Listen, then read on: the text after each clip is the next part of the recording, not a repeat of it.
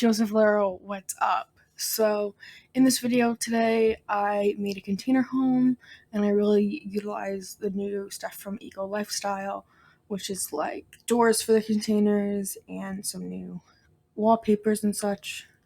So, that really makes this dream come to life. And so, what I did to make my container home is I kind of arranged them in a U type of shape or an O, I guess, and there's a little bit of an opening on one side. And so that little space in the middle, which is like an outdoor space, and I put a glass ceiling on it. And I ended up really liking it. I think it's absolutely great space. And yeah, it's there's a picnic table out there, and there's some bugs you can put out there, and there's some wall plants, and I utilize the new windows that we've got. And I don't know, I really like that space. So essentially, if you don't know a lot about the new pack, it's called Eco Lifestyle. I mean, and it does what it says on the tin, I guess. It's you can pretty much make the world like a cleaner, greener place to live with like solar panels and wind turbines and stuff like that. Or you can make the world like a smoggier place, which is, I mean, it's definitely a reality in a lot of places. And so in the new world, it's called Evergreen Harbor, and there's three neighborhoods in the world, like a lot of the worlds have. And so you can have the world in three different stages. It's like really green, and then like smoggy, and then there's like a neutral in the middle space. I think they're actually called like industrial and green.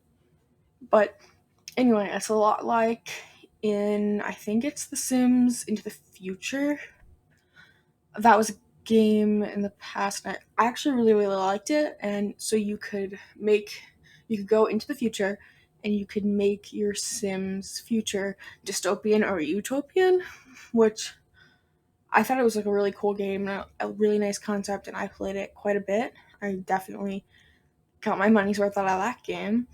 And so, I mean, I guess a lot of this world is exactly like that world, where it's just like it changes and like the background changes when you changed the world. And I don't know, I didn't it wasn't like a revolutionary concept, but it's definitely a concept that I absolutely love. So in this house, you think that it has a toddler bedroom, a master bedroom which has like a little office space in it, and then there's an upstairs container with two single beds in it. So I kind of tried to make it very neutral gendered, so you could have two sons of any gender living in there. It could be, I guess, whatever you want. And I don't know, I think this is a really nice space. I love the new solar panels. I definitely intend to use those on a lot of my builds. I really like that concept, and I really like that it actually decreases the power bills and stuff. But overall, this build, it took me not as long as a lot of my builds this size take. It's actually a pretty quick one for me, but I had felt like I was making a lot of decisions. And since the containers on mine are, I think, 3x7 that I use, because I tried to mimic the same size as all of the containers in the world around. And so, I don't know, since it's all such like slim spacing, I felt very limited on what I could do. So, like in the master bedroom, that's like one container in itself. I really tried to make the most of the space by putting I put a desk there, and I thought that was, I don't know, useful, because there was really no other good place for a desk. Oh yeah, here you can see me putting the stuff in. I had such a struggle with this window. I was trying to make there be a dresser in this room. It just didn't end up happening, and I just put a whole bunch of clutter in the windowsill there. And technically it's outside, which is kind of stupid in the game, because then when it snows out, there gets snow on top of it, which is super annoying. But whatever, there's nothing I can really do about it. So here you can see me, I put the bed backwards, kind of, not the way you'd expect it to be. And I did play test it, so it all works. You can get onto both sides of the bed. I really liked it this way because the space seemed to be suited towards it, and then you don't have to scoot. Which, if you don't know, if your bed is against a wall, sometimes your sim will like scoot to the far side so that somebody else can get in the bed with them. But sometimes they're like, nah, and they just don't like you, and then two sims can't sleep in a double bed, which is a super, super annoying thing, but whatever, nothing we can do about it. Yeah, you can see me definitely struggling here. But, anyway, so today I went on a walk with the dog, and Comet was just chilling. He was having a mighty final time, and about a fourth of the way through our walk, this cat started following us. And eventually it got like so close that the cat was just walking right up next to the dog. The dog didn't even notice it. Like, it was so weird. And like, I don't know, it was a really cute cat. I was like, I love you and I want to take you home, but that's probably not a good idea. But anyway, the dogs would probably freak out. But I don't know. It seemed like pretty dang good.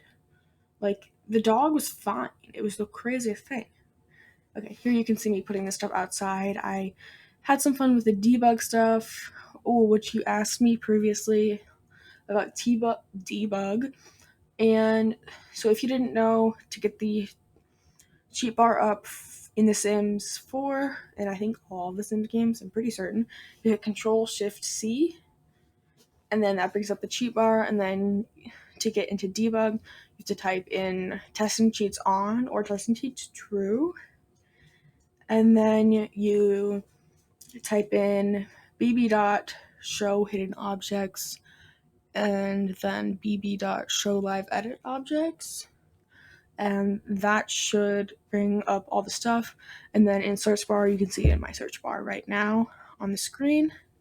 You just type in debug and then you click on that and you can scroll through endless stuff. But I mean, it is kind of a struggle when you're scrolling through it all because like you can't duplicate it like you would normally duplicate things, and you can't like filter it by stuff usually, so it's kind of a major struggle to, because like once you've got something, if you want a second one or you want a different color, you can't get that thing back. Like once it's deleted, it's gone forever, you know. But I did playtest the entire house and it should all work. I ended up having to change, I think, the sink in one of the bathrooms. There is 3 bathrooms, by the way, in this house. There's one, it's next to the master bedroom, but it's not attached, so I wouldn't call it necessarily a master bathroom.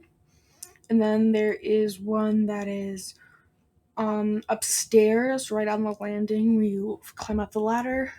And just so you know, pets and toddlers cannot use a ladder, so that's why I didn't put the toddler bedroom upstairs, otherwise I certainly would have.